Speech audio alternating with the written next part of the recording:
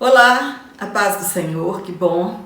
Hoje nós já estamos na lição de número 4, temos aprendido bastante com este grande homem de Deus chamado Saulo de Tarso, ou então para os gentios, Paulo de Tarso. Para mim é um prazer muito grande estar aqui juntamente com cada irmão, cada irmã, todas as semanas, para junto nós aprendermos mais da palavra de Deus.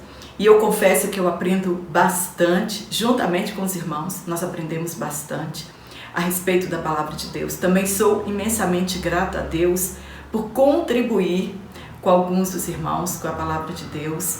E nós vamos nos ajudando mutuamente, e isso é muito gratificante. Eu quero dizer aqui que a Deus toda a honra e toda a glória, e muito obrigada a cada um de vocês pelo carinho, pelos comentários nas minhas aulas. Quanto mais envolvimento você tem com o meu canal, mais o meu canal cresce e chega ao alcance de outras pessoas. Para você que está aqui pela primeira vez, eu sou Jane Martins de Souza, sou professora também, superintendente de escola bíblica dominical. E hoje nós vamos aprender bastante, então fica comigo até o final desta aula. E nós vamos aprender a respeito da conversão do apóstolo Paulo e também da sua vocação, do seu chamado de Deus para ser um apóstolo. E eu quero me retratar aqui a respeito da aula passada. Alguns irmãos me falaram a respeito disso.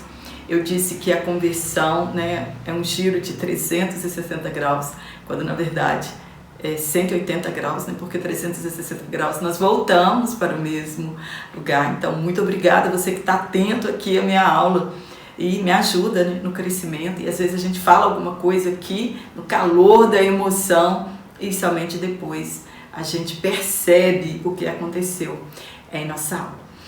Sem mais delongas, vamos aqui entrar na lição de número 4. Nós vamos falar sobre Paulo, a vocação para ser apóstolo.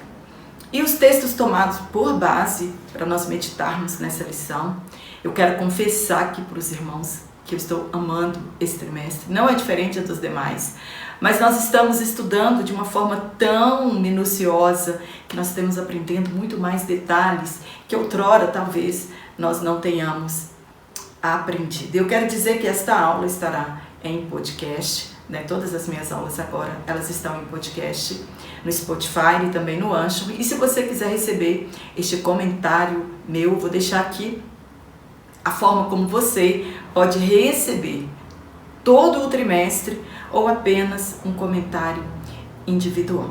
Mas se você não quer receber, não tem problema, fica aqui e juntos nós vamos aprender bastante.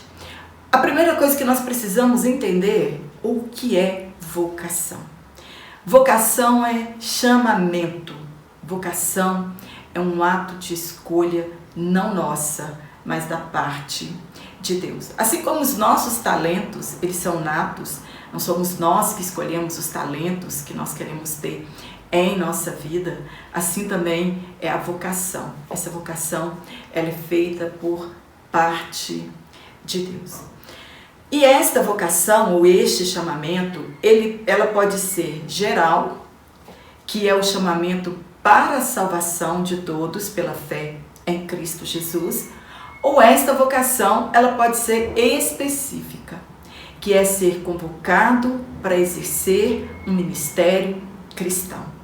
E este ministério cristão, alguns podem ser chamados para apóstolos, profetas, evangelistas, pastores e mestres. Este chamamento ministerial nem todos terão, mas a vocação é para todos. E Paulo foi chamado para ser apóstolo, que significa ser enviado. Apóstolo é alguém que é enviado em cumprimento de uma missão. Nós encontraremos por vezes o apóstolo Paulo fazendo uma defesa apologética a respeito do seu apostolado. Paulo, ele foi, nesse encontro que ele teve com Jesus a caminho de Damasco, ali ele foi humilhado, nós falamos na aula de número 3, se você não assistiu, assista. Seu ego foi massacrado na estrada para Damasco. Ficou cego durante 3 dias. Precisou de ajuda para ser conduzido a Damasco. Arrogância, a partir daquele momento, zero. E nós percebemos aqui no texto que o apóstolo Paulo, ele não retorna para Jerusalém, mesmo devido à sua cegueira e mesmo que Jesus não manda que ele volte para Jerusalém. Mais um pouquinho à frente nós falaremos sobre isso e nós entenderemos o porquê que o apóstolo Paulo, ao invés de retornar para Jerusalém, ele segue para Damasco. Então, a sua jornada continua, agora, porém, com um propósito diferente. O propósito que Paulo tinha anterior para ir a Damasco era para repatriar os cristãos que estavam recém-convertidos. Agora, o propósito de Jesus levá-lo, ele estava indo com autorização do Sinédrio. Agora ele estava indo para Damasco por uma ordem de Jesus Cristo. Então, o propósito agora passa a ser diferente na vida do apóstolo Paulo. E ele ainda estava em poder das cartas que lhe dava autoridade para repatriar os cristãos de Perso. Porém, estas cartas, agora isso não era mais importante para o apóstolo Paulo. O que ele precisava de fato mesmo saber, o que era mais importante para ele, a partir daquele momento, era o que Jesus Cristo queria com ele de fato. O que Jesus queria que ele fizesse. Já não era mais para extraditar os cristãos. Então ele precisava saber qual era o objetivo daquela chamada e o que de fato Jesus queria com ele.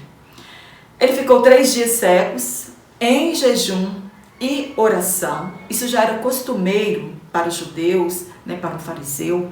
Eles não tinham dificuldade em orar e em jejuar. Paulo, neste momento, ele já estava rendido aos pés de Jesus.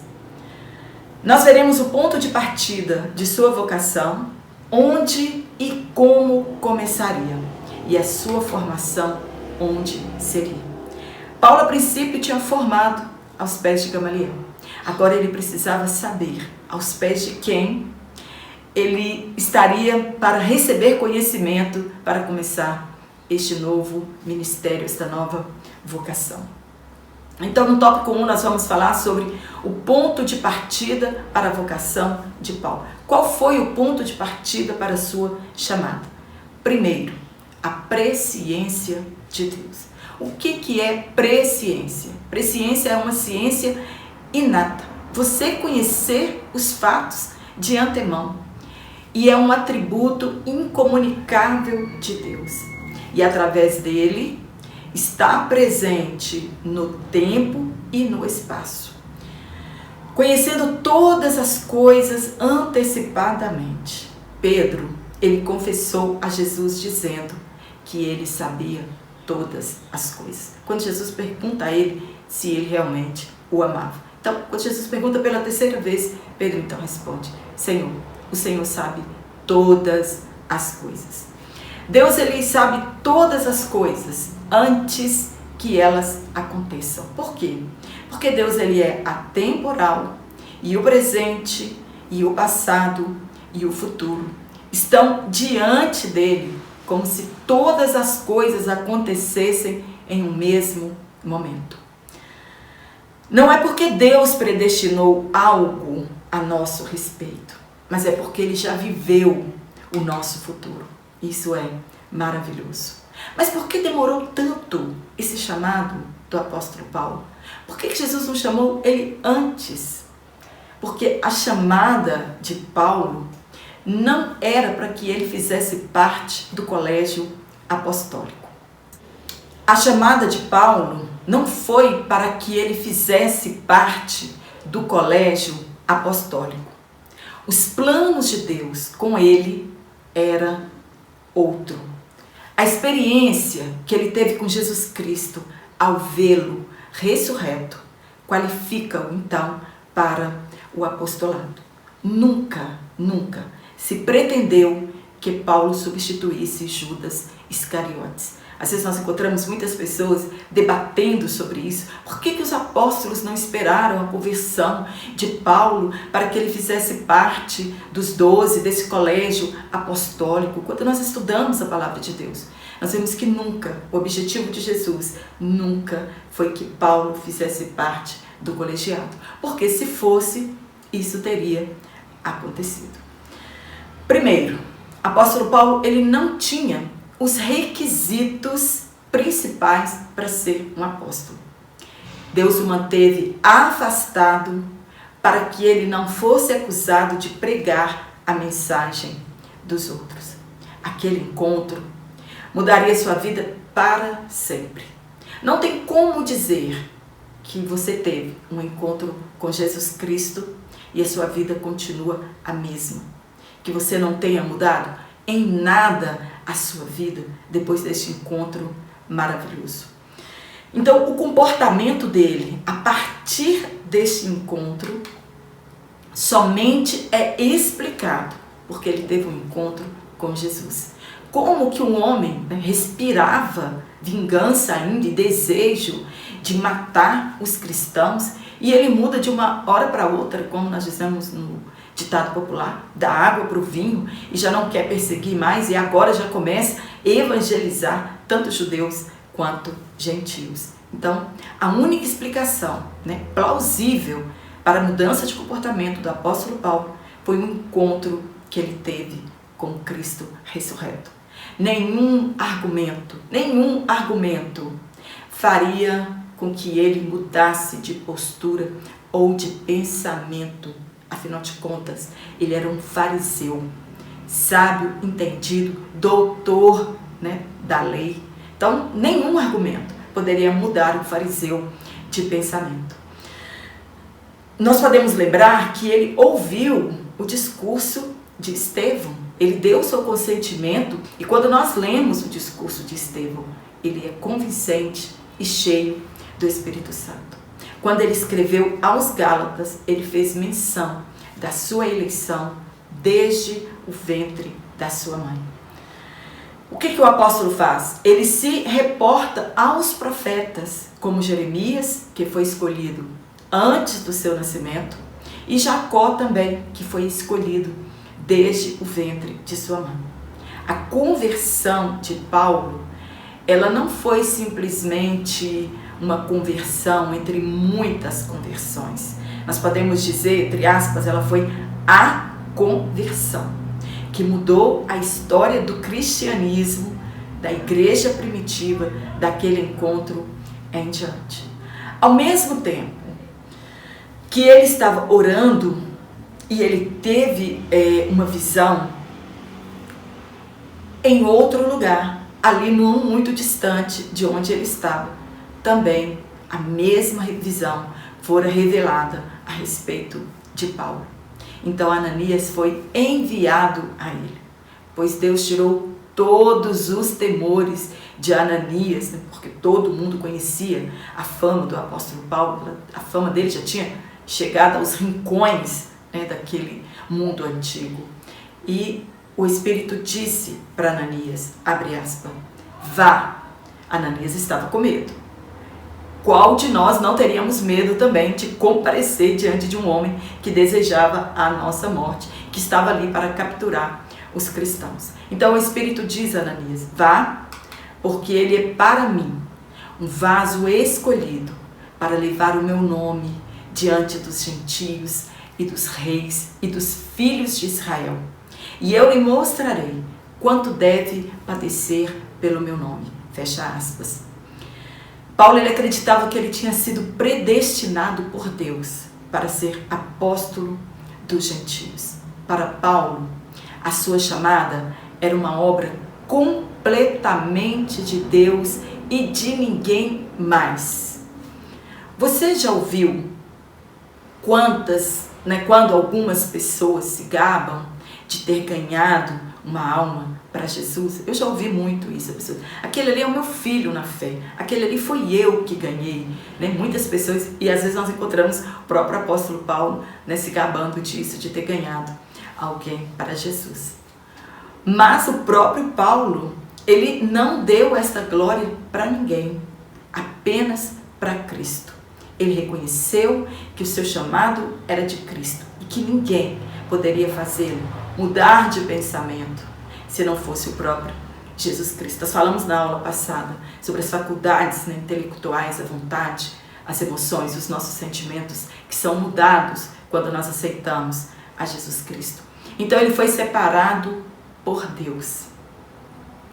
Essa palavra separado para um fariseu, ela fazia muita diferença, né? Os fariseus, eles se orgulhavam de serem separados. Era uma das seitas assim, mais exigentes dos judaizantes naquele tempo. Eles acreditavam na lei oral, na lei escrita. E fariseu significa separado. E como fariseu, somente agora ele entende o que realmente é ser separado por Deus para uma obra específica. Seu chamado foi a graça de Deus, porque na verdade Paulo não merecia, foi a graça de Deus. Nós já falamos sobre isso, que por todos os seus crimes ele merecia ser condenado, mas a graça de Deus e a misericórdia o alcançou. Então, o que motivou o apóstolo Paulo a cometer todas aquelas atrocidades que nós já conhecemos foi o zelo.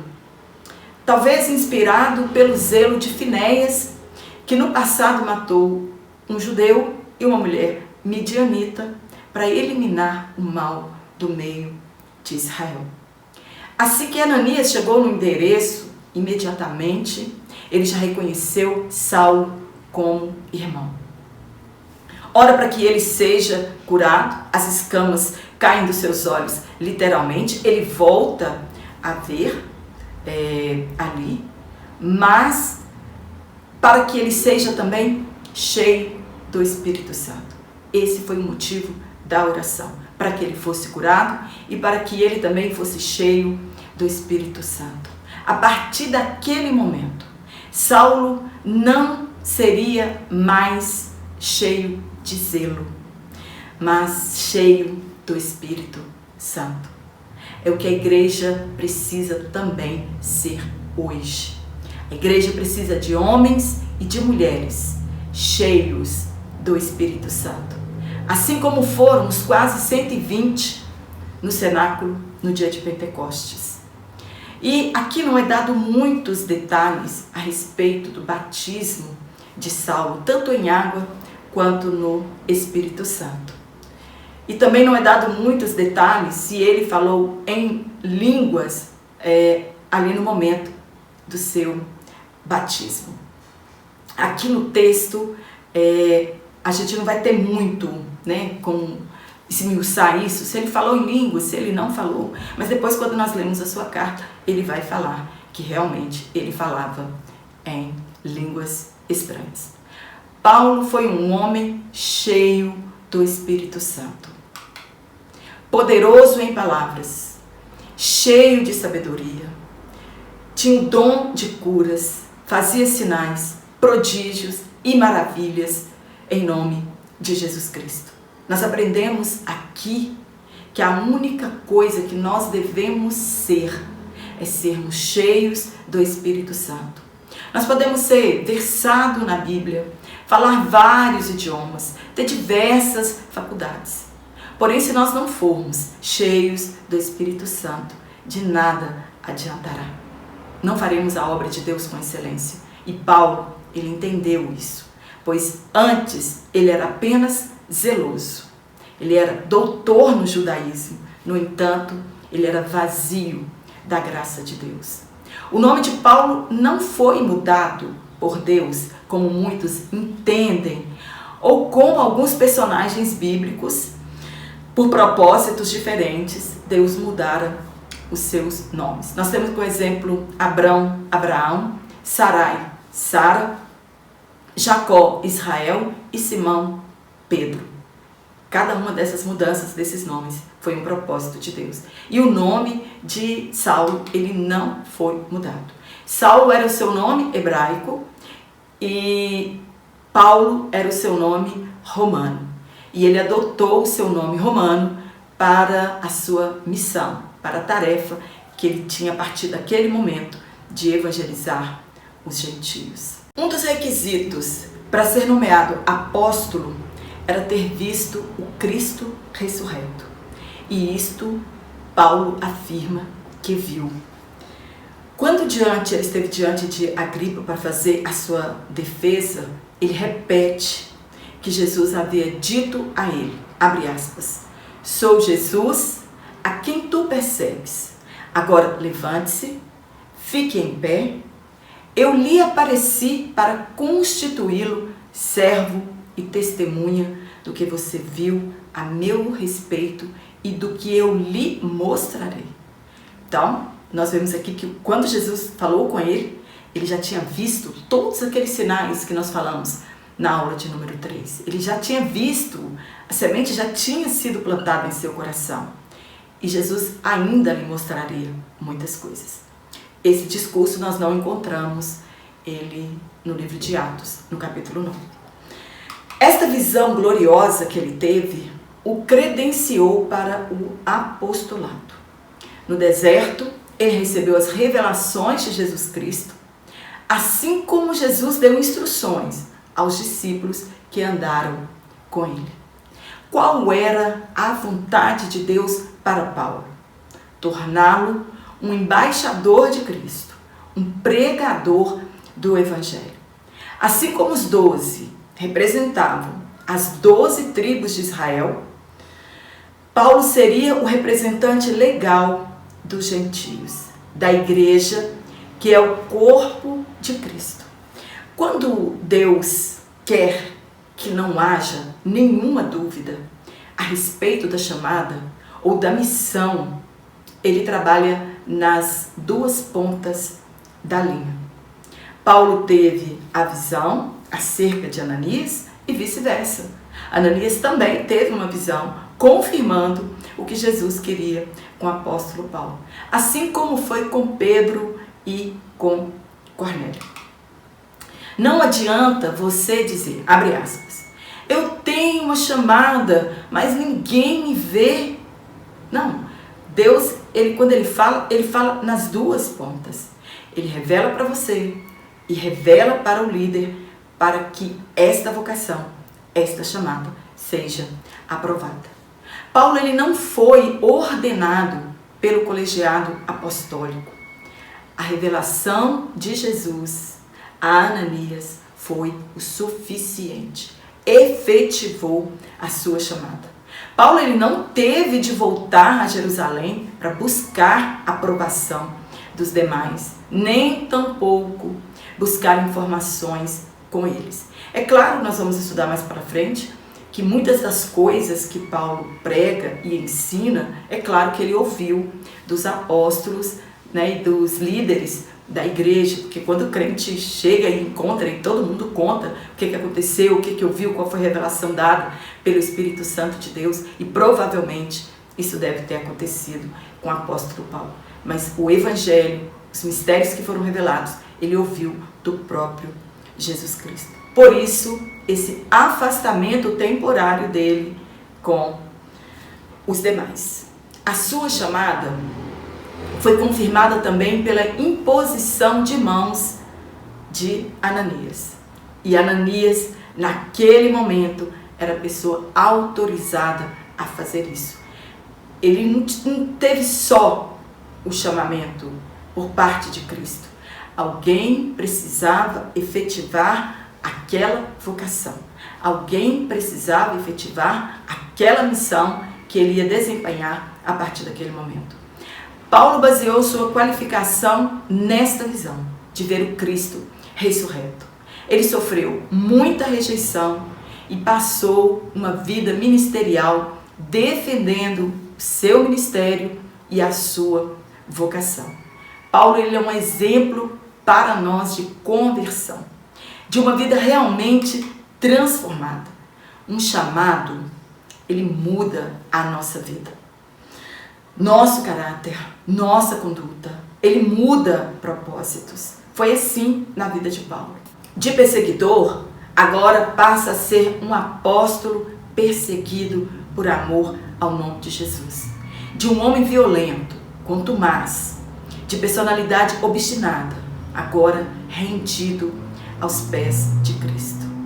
Que não ia considerar mais a sua vida preciosa, de fariseu para um cristão. E a pergunta que fica é: qual foi a mudança que Jesus Cristo operou em sua vida no dia que Ele encontrou com você? Porque a iniciativa é sempre dele. E a nossa resposta a este chamado é arrependimento. Jesus espera uma resposta a este amor. Será que houve realmente um novo nascimento em nossas vidas? Será que realmente fomos gerados de novo para uma nova vida? Faça uma retrospectiva de quem você era antes de Jesus e de quem você é hoje. E você mesmo vai dar a resposta se houve transformação. Porque se não houve mudança, não há qualificação para anunciarmos o Evangelho. Como serviremos aos propósitos divinos se ainda somos aquele velho homem, com aquela velha natureza, com as mesmas características pecaminosas? Existem pessoas que querem ser como Paulo, no entanto, não querem mudar como ele mudou, ser transformado como ele foi. Vocação, ela não é adquirida em seminários missionários. Os vocacionados vão para lá para adquirirem mais conhecimento a respeito do seu chamado. Pois ninguém pode sair aí fazendo missão, dizendo ser chamado, se não houve aprendizado. Na igreja primitiva, o seminário, no mínimo, era de 3 anos. Foi assim com os 12 e também com o apóstolo Paulo. O importante é descobrir a sua vocação. Existem cristãos que ainda estão perdidos dentro das igrejas, que não descobriram o seu chamado. Ou que descobriram, mas não estão cheios do Espírito Santo. Ou talvez não queiram renunciar à sua velha natureza. Ele se considerava um apóstolo nascido fora do tempo, que recebeu graça e apostolado para chamar dentre as nações um povo para a obediência que vem pela fé. No terceiro e último tópico, nós vamos falar sobre vocação de Paulo e o aprendizado no deserto. Vamos tirar muitas dúvidas hoje aqui nesse texto. Na morte de Estevão por apedrejamento, foi rejeitada a última oferta de salvação para Israel. Rejeitaram o Espírito Santo.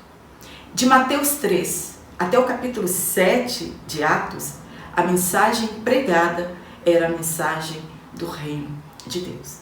Após o endurecimento de coração deles, a partir de então, a mensagem pregada seria a mensagem da justificação pela fé, centrada em Cristo, em sua morte, em seu sepultamento e em sua ressurreição. Também o mistério da igreja e o único corpo. O relógio parou para Israel e Deus então virou-se para os gentios.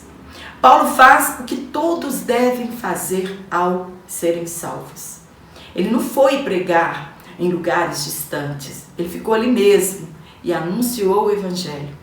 Outrora, ele tentava convencer as pessoas pela força que o cristianismo era uma farsa.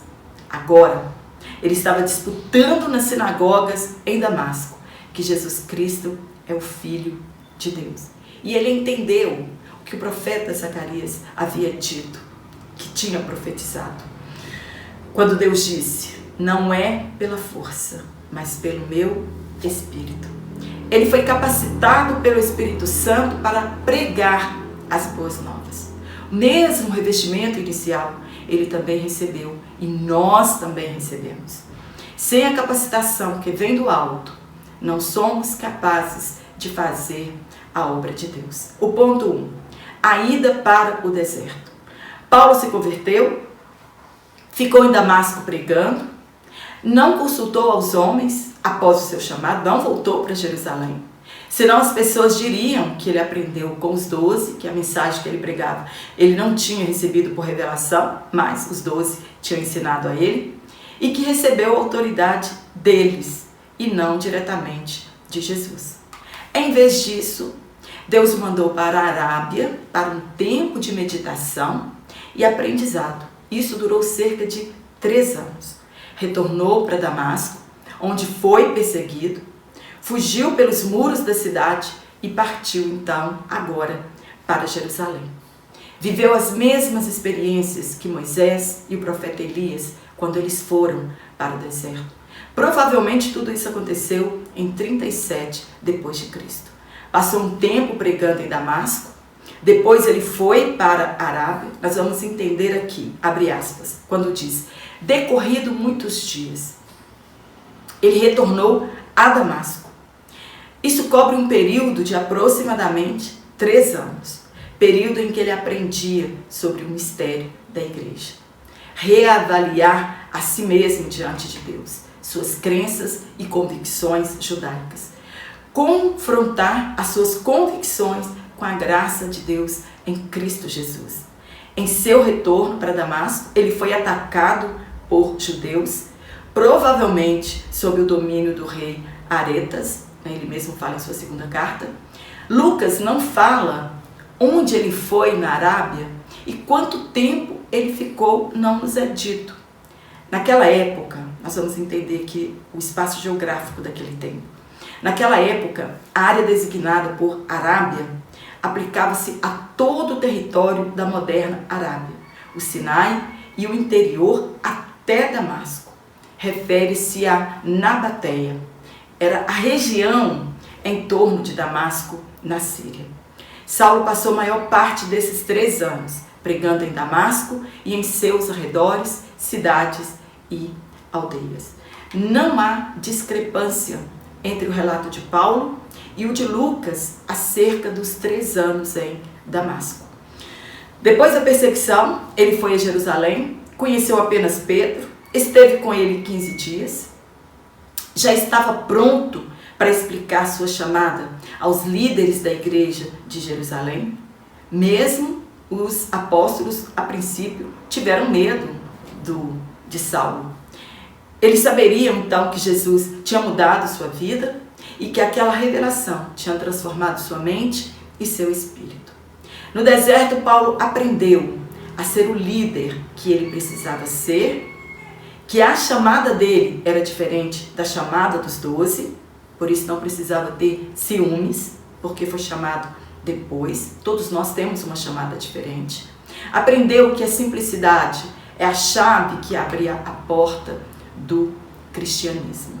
Recebeu credibilidade maior por ser apresentado por Barnabé aos 12 e depois de 14 anos recebe a missão de anunciar o evangelho aos gentios e implantar igrejas por onde passasse. Ninguém precisa orgulhar-se de ser chamado, pois a glória sempre é de quem chama. E no caso de Paulo, a glória sempre foi de Cristo que o chamou.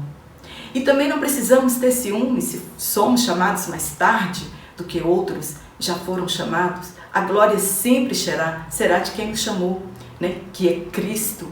E o chamamento, a glória não é nossa por termos sido vocacionados para alguma coisa. A glória sempre será de Deus.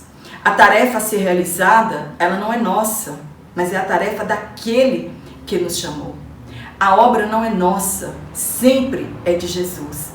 E a quem é chamado, só nos resta dizer que é um privilégio servir no reino de Deus e recebermos confiança da parte de Deus. É uma honra para nós e não devemos considerar um fardo pesado demais fazer aquilo que fomos chamados para fazer.